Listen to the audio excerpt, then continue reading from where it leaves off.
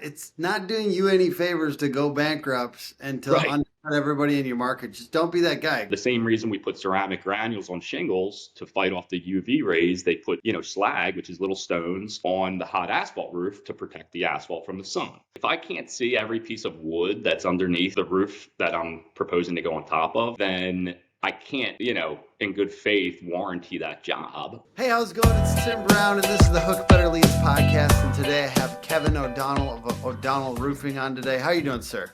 I'm doing well, Tim. And we're going to be talking about all types of things. Customer service. Is the customer always right? Subcontractors and how to get better results from them. But I want to start with a little bit of your story. It sounds like your family has been doing this for a while. Talk to me about that. Yeah, man. So, as you know, I'm the fourth generation owner of the company. It wasn't always clear that this is what I was going to do for a living, but inevitably, by the time I was 25, I made the decision to stick with it. Um, so the story for O'Donnell Roofing goes all the way back to 1924, or I should say like 1923, 24, when my great grandfather started the company in West Philadelphia. And of course, back then, roofing was a lot different than it is today. We can buy a lot of the materials that he used to have to custom make in house, right? So he had a sheet metal shop at around 54th and Lansdowne Ave in West Philadelphia, and he did a lot of hot asphalt roofing, a lot of like custom sheet metal work, cornice work. Obviously made their own gutters and downspouts, and he didn't get too much into like the slate and the cedar work because it was more in the city, but eventually, that's what my company would get into.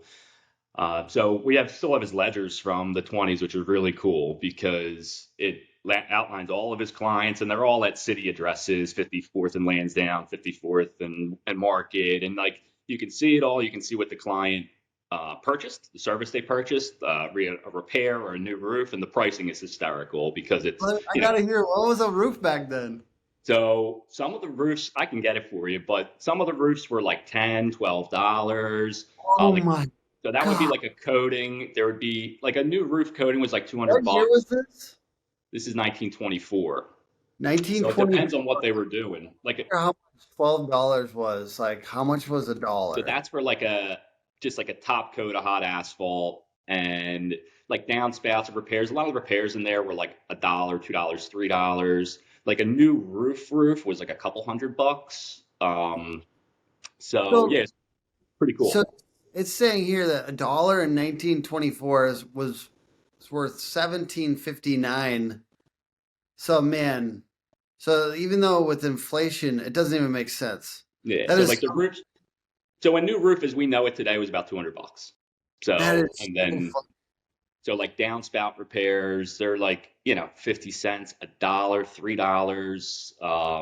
Yeah, it's real cool. So like that ledger goes all the way up to like the war.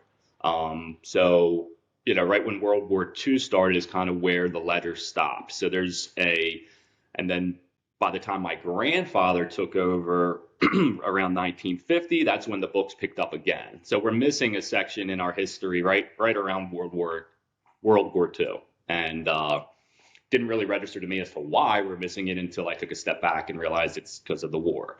And so yeah, so that's what my great grandfather did, and like we still have a lot of his original tools and Did equipment. he And go after the war or just like get involved with other stuff during nah, I it? think he was too old, but he got into other things. And like roofers back then weren't just doing roofing, so he was servicing coal and oil burners in the winter, right? So that's what they did to supplement the income from when they couldn't work outside. So they were as much, and my grandfather did that too. Christmas lights. So not Yeah, as cool. nah, no Christmas lights. No, kidding. The but Okay. and then my grandfather did that too. They'd service oil burners and coal burners in the winter months. Okay, so before we get to like dad and stuff like that, any other stories from back in the day? I gotta hear if you have any crazy stories of So the interesting stuff. crazy stories start. So like I don't know much about my great grandfather other than that he was well known and well liked in the neighborhood, and there weren't many roofers around back then, right? So and roofing again was just a lot different what he was doing. My grandfather, again, I don't have many stories from him. He wasn't, I think he was more of like a business man in that, he was, I don't think he was real big on like the quality aspect as much as just getting the work done. So like when my father and his friends all became 16, 17 years old, he had an army of guys working for him, like under my father. So he was able to train my dad and then he relied on my father to get the workers in. And, at that point, my grandfather was like subcontracting all his hot roofing. My father was doing a lot of a lot of aluminum siding and asphalt shingles had made their way into the market. And so unfortunately, I don't know a whole lot. My dad could probably tell you some things, but Do you know when asphalt shingles started? Sorry, I'm letting you be my history guide today. yeah, I think in the 40s they were first introduced, some variation of it. And then, they caught popularity. Like cedar shingles and slate were still rather, inexpensive, I guess you'd say, compared to today's standards back then. But it was definitely in like, the 40s, I think the first iteration of an asphalt shingle, and they were like real asphalt shingles, right? These things are like 90% oil, last 50 years. They were a quarter-inch thick. Um, and that's, right around, they were still doing hot asphalt roofing.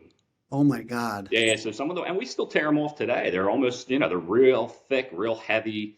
Yeah. Some had like real pretty designs, like a lot of diamond shaped shingles and like the slate looking shingles. There's all this stuff that you see today. There was some version of it back then, with the exception of the laminated architectural shingles. They didn't get into that until, I don't know, probably in the, 70s, 80s. They were still using three tabs. So, early 90s, I guess, is when the architecturals really came to market and became the norm. Okay, 70, 80s, you're saying before that, three tabs. So why do Yeah. people have three tabs? Like, because Well, I think I have a three tab and it seems fine to me. But like yeah, no, I they're fine. A lot of it's aesthetic, and again, the composition of asphalt shingles from 50 years ago to today are, the quality is just far different, right? It's today there's a lot of organic fillers in the material. Of course, they counteract that the little amount of oil that are in the products with a composition of fillers and organic fillers and adding copper content to the granules. And there's all these technological advances in shingle manufacturing, when back then it was pretty basic. It's an asphalt base with ceramic granules to protect it from the sun.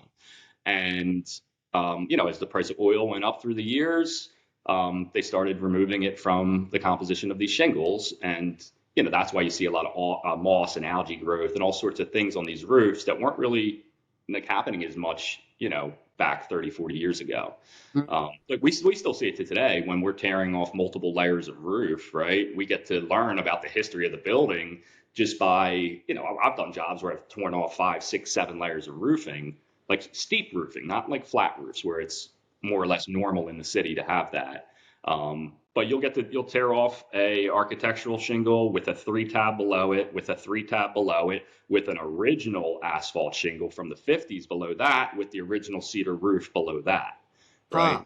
And that's where I So got the, who says layovers don't yeah, Hey, that's history right there. So thanks for the layovers. that was that's what I tell my clients now, is that it's my generation that's tasked with removing all this shit that my father's generation and my grandfather's generation just nailed right on top. That's so funny because like why like like it's such a like a thing to look down on layovers, Yeah. but obviously for years and years it like was Mhm. fine. Yeah. So and the question is, does it leak? And So like part of the success with that too in the past is they hand nailed everything. So everything was hand nailed. hmm, It was my dad. It was a daily occurrence for him to show up to a cedar roof, nail on horse feathers where the exposure line of the shingle is real fat. They put on these. It's a tapered wedge almost that's about 3 inches wide. The width, they came in 4 foot lengths that you put underneath the butt of the shingle to flatten it out more. So they'd show up with bundles of horse feathers, nail them on, then nail a three tab shingle right on top. And they always had that cedar base, right, which could absorb trace amounts of water. It sure. performed real well against, like heat rising and vapor rising in attics, right? Why we ventilate roofs. The cedar would perform real well against that. And so there's a lot of reasons why those roofs lasted a long time. And yeah, but a lot of the success with that was the fact they hand nailed it. The gun nails and layovers, these guys just blow right through the shingles with the guns, even on a non-layover. So it's all goes stems back to quality, and workmanship in that regard. But yeah, no more layovers though. I Yeah. know, but tell us why we don't do like, why does it really matter? Because like people get up in arms, but does it really matter? So in a lot of homes, if so that my criteria for a layover these days is pretty simple. It has to be an up and over roof, meaning no valleys or dormers or anything where you have step flashings or a chimney flashing's okay because there's not siding on the chimney that you'd have to dismantle to get proper flashings in there. Um, the big thing with me with the layer is if I can't see every piece of wood that's underneath the roof that I'm proposing to go on top of, then I can't, in good faith, warranty that job because, again, we primarily use nail guns, right? You could do it if you hand nailed it and you'd be able to feel if you were nailing through rotted wood or something where it'd be a red flag, but you just can't speak to what's underneath those shingles. And additionally, like, my guys will have 20 squares of roof off on the ground starting to clean up in an hour and a half. So I just look at it that way, in the sense that, you know, the tear off, sure, it's dangerous and there's a lot into it, but I think there's just a lot of value in doing a proper roof system from scratch every time. Okay. So let's get into like your dad took over, you said 1980-ish? Yep. So he was working for my grandfather. So he had graduated high school in 1972, at which point he was like already a foreman for working summers. But he started full time with my uncle and several other friends of his working for my grandfather, all the way up to 1980. It was like January of 1980 where my grandfather just turned around and said to my dad, it's all yours. I'm done, and just threw it on him that he had to figure it out. My dad learned a lot of lessons in business that I fortunately had my father to teach me. He didn't really have that out of my grandfather, so he was kind of just like thrown to the wolves to figure it out. Feel And like this is why like private equity when they purchase companies, like a lot of people are like, oh, that'll be my moment, and then I can just get the f out. Well, there should be overlap. Ideal scenario. yeah, There's absolutely. overlap because like from old ownership to new ownership, whether it's generational or whether it's private equity purchasing it, they Yep. want to have 2 to 5. Like they want a couple years because Sure. the Right. company's worth more Yep. with transitions Yep. because then you keep everything consistent. You don't have any like you have less problems. So it's Hmm. like transitions are better when they're longer, I guess, in Yeah. lots of That's situations. that's why they typically want you 3 years, right? After I've been approached by private equity Yeah, and I was had a gonna say Kevin's heard this oh talk. yeah, yeah. So yeah, it's like a 3 year thing, which makes sense. I mean, that's their insurance policy to have, the guy who's been running the company But at for that so point, it's like, I'll just keep it.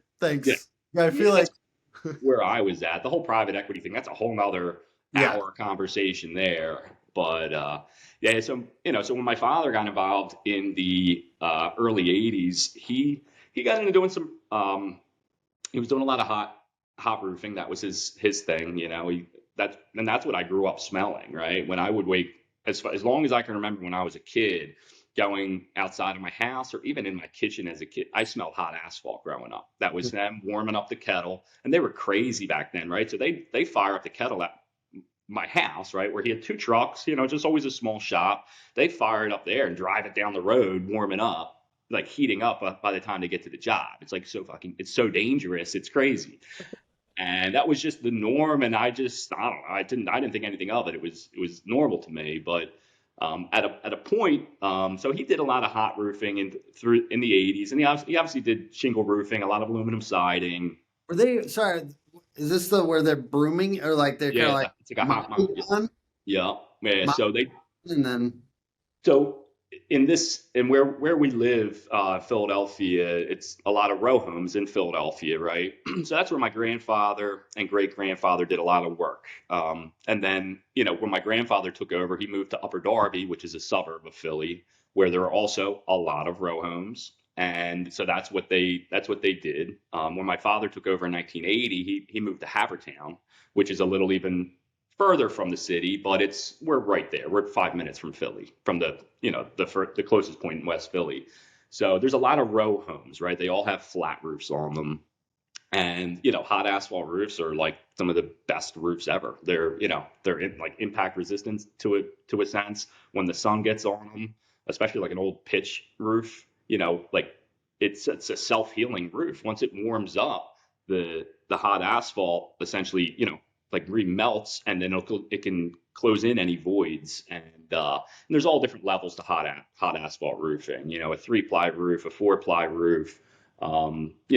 Slag was a big thing. It was a byproduct from the wars when they're mining for iron ore. So they have, the byproduct is these slag. They're little stones that they didn't know what to do with after during manufacturing for the war, and they were perfect for roofing. For like UV defense, right? So the same reason we put ceramic granules on shingles to fight off the UV rays, they put, slag, which is little stones, on the hot asphalt roof to protect the asphalt from the sun. So the slag also kept the snow and ice up off of the asphalt roof enough that it could melt and drain. So just like an awesome roof design that was, just like anything else, right? Slate roofing, cedar roofing, original hot asphalt roofing, they were the best. But you're And not doing then that now, right? Like are you now I have never, when I was a kid, I was on a couple hot jobs just with my dad in the truck, so I saw it all happen, but we got out of that. Hey guys, this is Bruce by Don, and when dealing with insurance companies, you definitely need an expert by your side. So if you need someone to walk in, hold your hands throughout the insurance process, not really, Max. Deal with the experts, supplement experts. You can hold my hand. Pat, one of my dad's, roofers, carpenters, friend of mine, he's a couple years older than me. He was on a couple hot jobs, but I don't know that we've touched it since probably like 2000, 99, 2000 is when he shut it down. But that's, so like through the 80s, that's what my dad did a lot of. He got into elastomeric coatings at the very beginning. A product called Belzona was one of the first of its kind. So he did a monster job at Longwood Gardens, which is, a nationally recognized, like horticultural center almost, with, these elaborate gardens, and like they have these huge structures like atrium roofs that were all glass with steel framing that had water issues. So he'd gone in and done some massive projects there.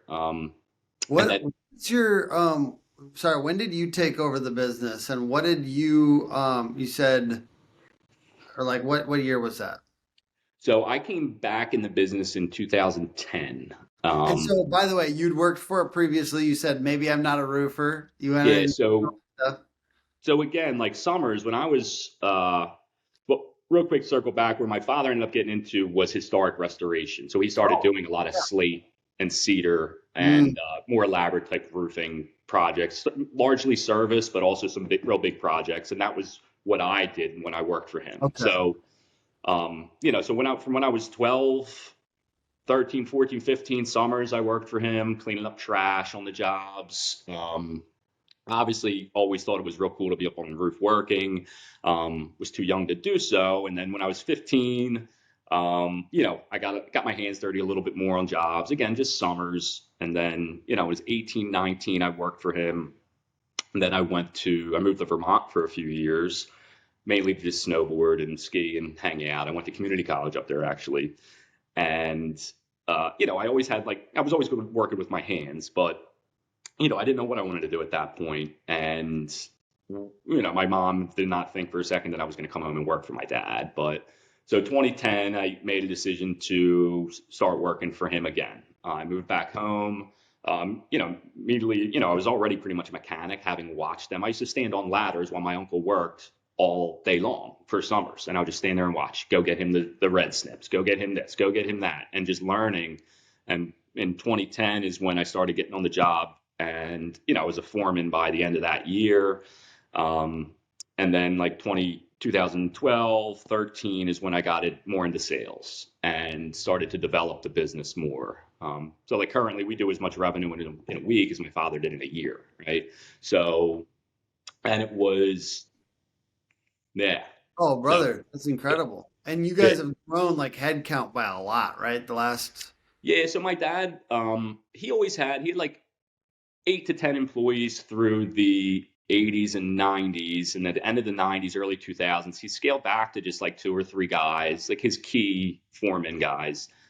He was sick of employees and all that came with it, right? And of course, in the, and that's another thing to mention that's real big, is that in the 90s, there's a couple companies, one company in particular locally that was just undercutting everybody in the shingle market, and of course, the business ended up going bankrupt. The guy ended up going to jail.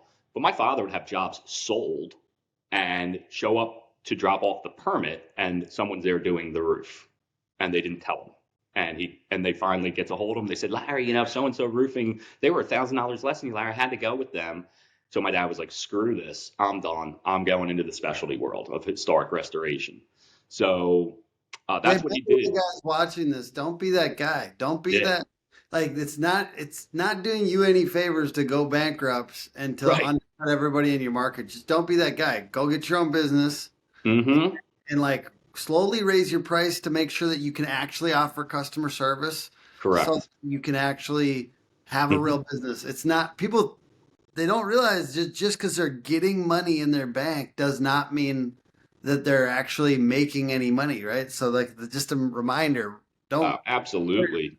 And it's, and that's something that we talk about now too. It's like, my company, we know exactly what it takes to do a job and to stay in business, right? And to honor warranties and to be there when our clients call, be able to have someone there in 20 minutes. There's a lot of this value that is tough to, share with the world. That's, it's just inherent to us. It's just what we do. But many roofing companies we've seen come and go. Just even when I've been paying attention, let alone since my father's been in business, countless, and so in the early 2000s, so that happened. I got back involved in like 2010, 2012, 2013. I started doing sales and building the revenue. I think like my first $1 million year was, 2015, 2016. And then I had 50% growth every year since then until this year when we grew 30% as opposed to 50%. But the big thing with me, it's always been quality and customer service through all of that. And my skill set, I always did a lot of research. I'm proficient in commercial roofing, slate roofing, cedar roofing. Like we could talk about each one of them for hours, right? And read all the books, the Smackna book, Joe Jenkins' Slate Roof Bible is a great book for any of those that want to get into slate roofing. And, but 95% of our market is asphalt roofing, right? Most houses are. We have the main line of Philadelphia right down the street where there's a lot of big slate roof homes with slate roofs, very large, 4, 5, 6, 7,000 square foot homes that we're accustomed to working on.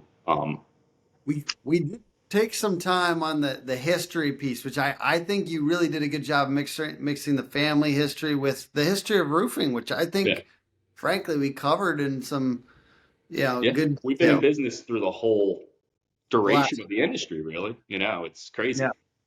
Which is incredible. So I want to do a little bit of speed round because this is normally like a half an hour, 40-minute podcast. So maybe a couple minutes per, but I'm going to cover some other topics with you, which I think are interesting to you. So employee versus customer happiness. You were talking about how when you're the guy, when you're doing the work, when you're selling it and on the job site and whatnot, it's kind of easier to make sure everything goes right.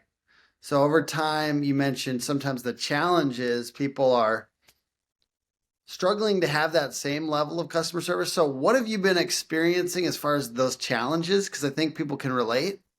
And how do you think about like employee versus customer happiness? So, it was obviously a lot easier to maintain customer happiness when I was selling the jobs, orchestrating the jobs, and on the jobs, right? So as the company, as the company's grown, and I've had to put a salesman in place, my first salesman, my first production manager, it's instead of that one point of contact that has all the answers, right? Now they're dealing with multiple people, right? So finding the consistency through the process is all to the benefit of the client, right? And to achieve that, we have to go through extra measures on our end, and it's a challenge to ensure that everyone's on the same page, that the expectations that were set are going to be realized at the end. So it largely comes down to communication amongst ourselves, which is easier said than done, especially when you're scaling and you have 10, 15 jobs going on a day. And it's routine meetings, and just every other word out of my mouth at these meetings anymore is customer service. And fortunately, my production manager Christina, she's all over it, right? She always has been customer centric, right? But it's really she really embraces that as like the most important part of her job. And then getting that point across to the project managers on site, and even the foreman on the crews, right? It's it's training, right? And it takes time to get them to realize it. And I can just tell, like, what hit me and where I knew that it was kind of an issue here is that we grew 50% year over year for 5-6 years straight, right? My marketing budget was nothing. It was 1% of revenue, but I was still growing, and that was because of my customer service, right? And everything that I put into it. And now when I don't see that growth, which I still think is attainable, because you're still dealing with more clients, if you can keep them happy and get referrals out of them, you should still grow at a steady clip. I just kind of noticed that the projects, the percentage of work that we do that was referral based, went down incrementally, and it was more marketing based, right? So you'd think if you're doing 15 jobs a day compared to 5-6 years ago when I was doing 3 jobs a day, that you would just have this wildfire of, referrals and phone calls and this and that. I mean, and we still do that, fortunately. You know the numbers on that. That's super important, right? And Yeah, like yeah, notice that's what it referrals is. down percentage wise, like such a big thing to And focus there's on. obviously red flags along the way, right? When there's a client that's unhappy for so and so reason, you have to figure out why, what happened, and how to address it. I was And actually going to ask you. Sorry, people always give me shit because I interrupt, but I yeah, you're fine. apologize. I'm kind of like trying to keep the clip tight, and I know it's annoying sometimes. But my question to you is like, okay, so if somebody's coming in to the office and you know that there's a mad customer, Hmm. and somebody else is dealing with that person on the phone, Hmm. and but you know what's going on, Hmm. and you know your team kind of messed up a little bit, Hmm. a chunk. Like, Yeah. how do you deal with that? Like, are you good at dealing with that? Like, or does it make you really anxious or frustrated? Like, I'm just curious, like, how you would handle that in that situation.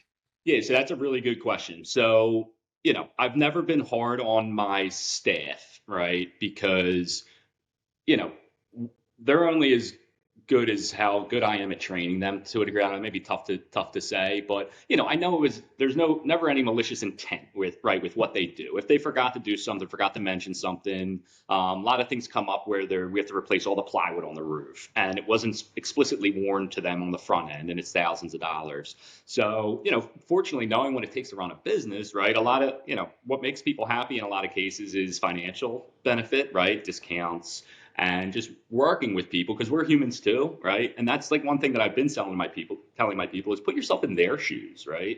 And how would you feel if this happened to you?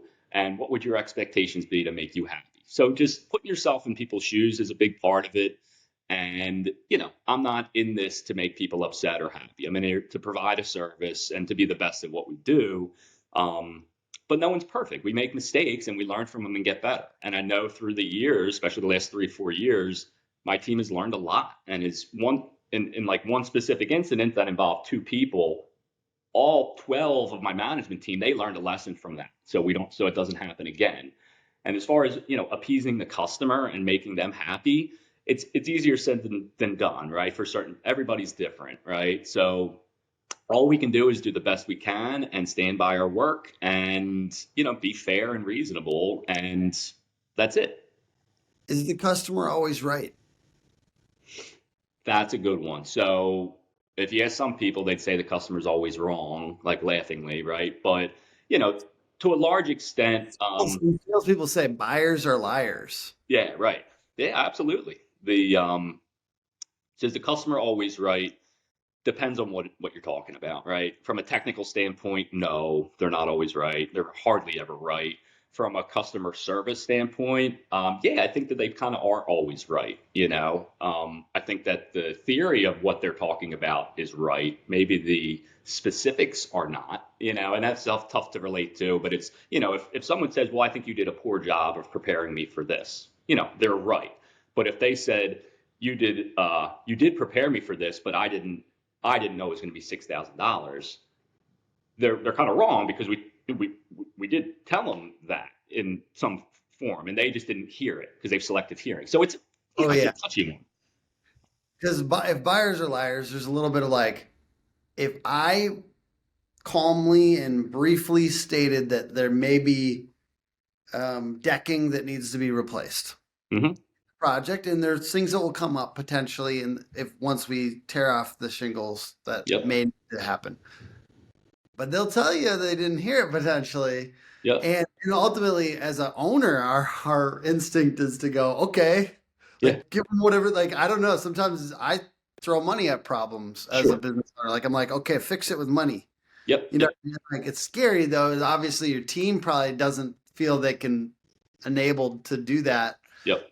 So there's just a lot of complexity there, and I think There is. it's probably not too much to say there are homeowners that are trying to get the best deal, and sometimes they're unethical. Yep. Like that is a real thing. That is a real thing for sure. Yeah. I mean, I've experienced it and known it firsthand, and it's back to that. A lot of times it's back to that selective hearing bit and he said, she said, but that's why we have contracts too, Yeah. right?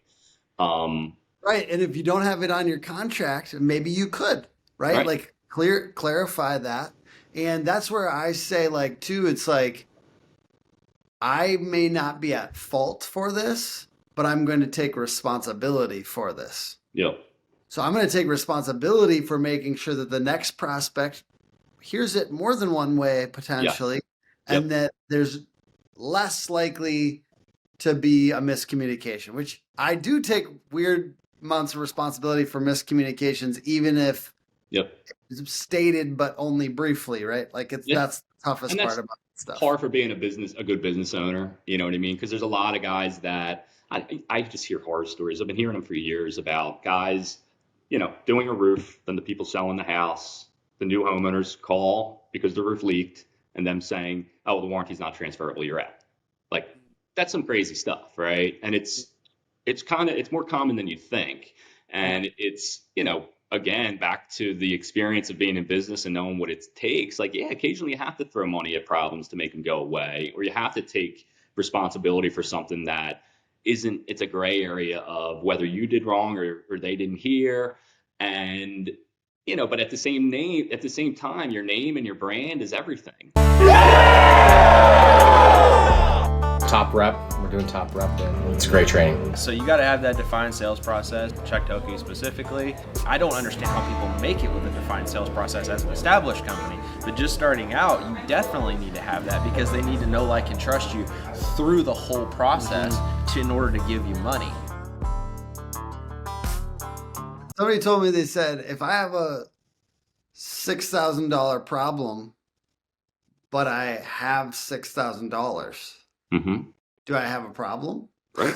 Yeah, exactly. And that's a good point. I mean, we just had it the other day, man, where I did a roof. I don't mean to keep talking, whatever. I did a roof like 3-4 years ago. We added ventilation to the roof, and I overlooked the fact that their attic insulation was, I don't know, about a fifth of what code requires, right?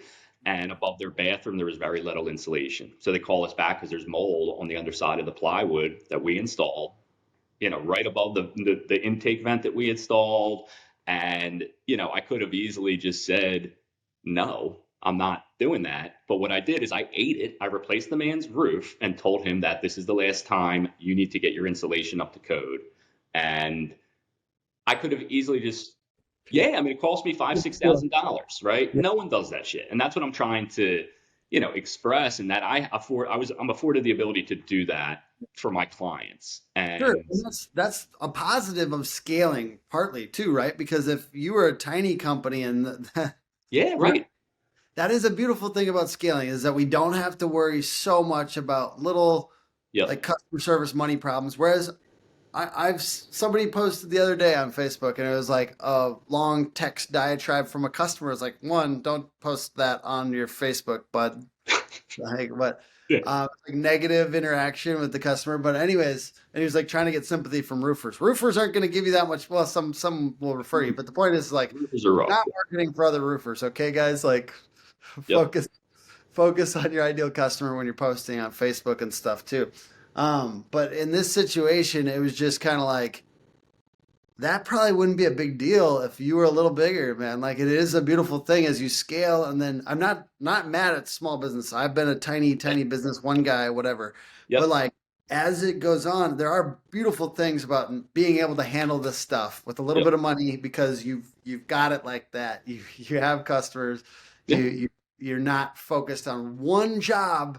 Yep. I get it. Every job should be profitable, but one job every once in a while, you can handle it not being profitable if It's expected. It is what it don't is. let your customer service be like a problem. That's the Right. thing. It's like biggest thing is PR almost. Like just don't Mhm. let it become a problem. Yeah, and I've had bad Facebook posts about me, right? And about the company. And a lot of times, many instances, again, back to the customer being right, like the customer just wasn't right, right? And like the worst ones that I have, and it's, maybe 1 in 1,000, but we do 500 roofs a year and, however many repairs, right? We're dealing with 1,000 different people every year. So, having done this for the last 10 years, being pretty into it, and to have 5, 6, 7 bad reviews, it's like a 0.01%, right? So it's like I'm doing the best you can. But it's a shame because all the people that we did make happy, it's tough to get reviews out of them sometimes Yeah. to really balance it. But again, like you said, I mean, that's the beauty of having some scale and some size, is that I can look at a problem that cost me $6,000 that I could fight, and I could be that guy and win in court, right? I always put myself as the judge. What would happen in a courtroom, And in these instances, like I would be fine, right? It's just because I'm not responsible for that. But I take responsibility because I didn't give them the fair warning years ago because of my lack of knowledge, I guess. And I wasn't paying attention to that. Now we do. Now everyone in my company does, right? So it's learning and it's just growing pains. So it's a $6,000 lesson that is going to save my clients headache down the road. So, There's a it's good just, way to look at problems. There's a beautiful way to look at problems. And every single one that you get through, you have to.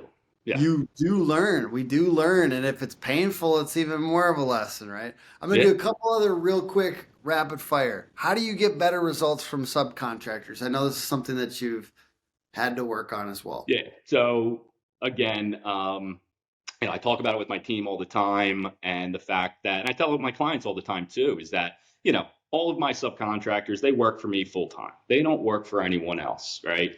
Sure, the owner of the subcontracting company may have other crews that work for other people, but I don't bring on an additional crew until I can keep them busy all the time.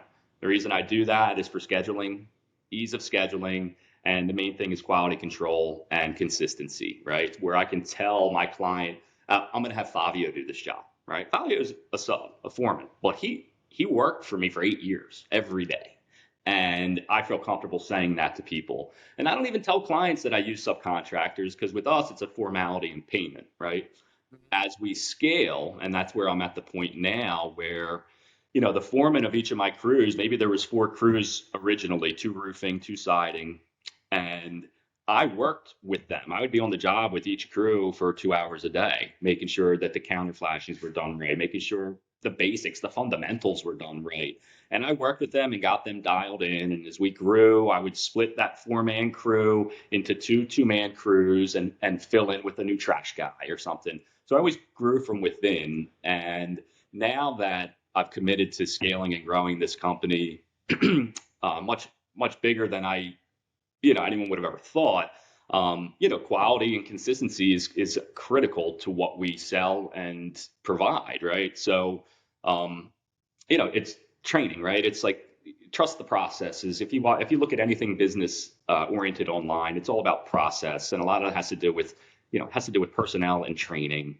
And you got to have subcontractors that are willing to learn, that don't think they know everything, and that are willing to put in the work, meaning go out of their way to spend time with, like me. Like I'm building a training center right now. We should break ground in 2-3 weeks, waiting on a permit. And, I have this idea in my head of what I'm going to do. And it's going to be a beautiful thing because I'll be able to get the crews in there and they'll be able to learn from their mistakes on the spot. I'll be able to show them how we do things, be able to get that consistency. And I'm not just talking about how to nail shingles or put in step flashings. I'm talking about some more complicated things too.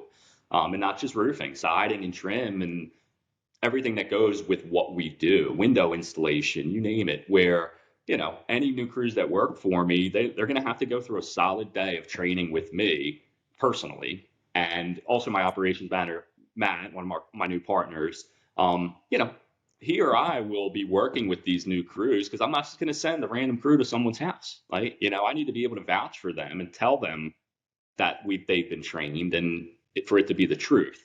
Now it takes a lot of, it's an investment, right? It's a 6-figure investment for me to get this done. But the opposite of that, of sending untrained crews to people's houses that a lot of contractors do, what's the cost of that over 20 years, right? With callbacks and unhappy clients, that could be an unsurmountable number, right? So investing back into the business in the right areas, I think is what is going to help you long term, really, and specifically with subcontractors.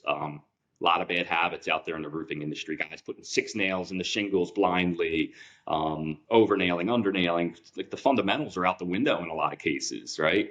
So it's all comes down to training and consistency amongst the people that you are sending to these people's homes. I love it. And I love hearing how people are doing this because I do think that is part of craftsmanship at a business owner level. Like, right? Like, yeah, well, that's what I'm a craftsman when it comes Yeah. to roofing. That's what I did. I loved it. Like, Yeah.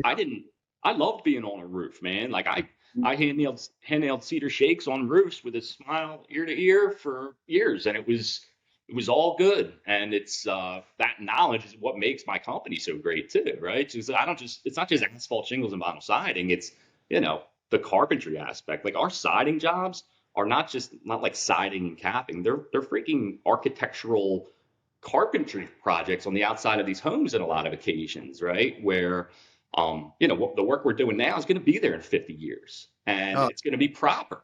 And it's just, goes back to the fact that I was exposed to historic restoration when I was, 15, 16, 20 years old. And, the way they did things 100 years ago is way better than 90% of the work that's being put out now. So Doesn't yeah. doesn't that don't you just want to go back there and just do the work on the roof sometimes though? Oh, I love it. And I'm actually getting excited for the fact that, over the next few years as the business develops and, my marketing team is awesome. My production team is awesome.